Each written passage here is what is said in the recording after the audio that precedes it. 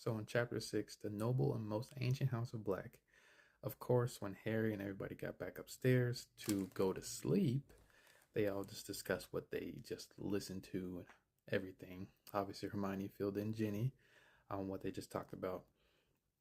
And they really just kind of were trying to process everything and see maybe what they could do about it, but they probably can't do anything about it because, they're not in the order. Um, So then they kind of just went around cleaning up the house, helping Sirius, keeping things in order. And then the elf creature, crazy name by the way, is kind of showing his true self.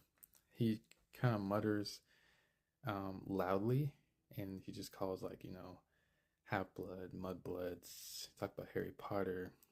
Um, they were in a room together cleaning, and Creature came in, he's cleaning as well, kind of snuck in, and then he just talking. He's mumbling.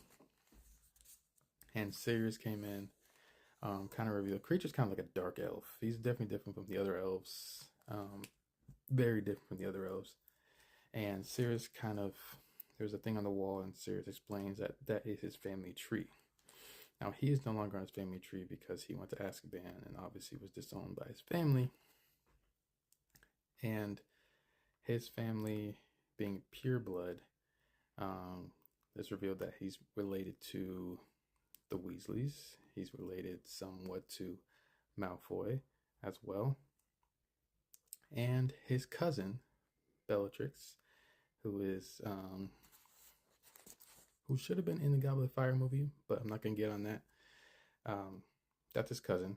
She's obviously evil, and he doesn't really like to talk about her because, what she does. And most of his family, other than Sirius, supports Voldemort. That was the big thing. And he's like the one that kind of like seen as the bad egg because he doesn't support them. He actually worked against all of them.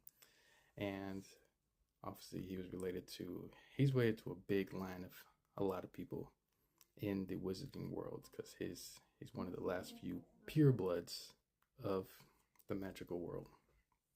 Harry found out to be very interesting, as well as Sirius did stay with Harry's grandparents when he ran away from home at 16. And that's really the first mention of Harry's grandparents, like anybody else in Harry's family. And then after that, they kind of just went around cleaning the rest of the chapter. That was pretty much it. And then Sirius did remind Harry that his trial was coming up, and Harry had really forgotten about that because he's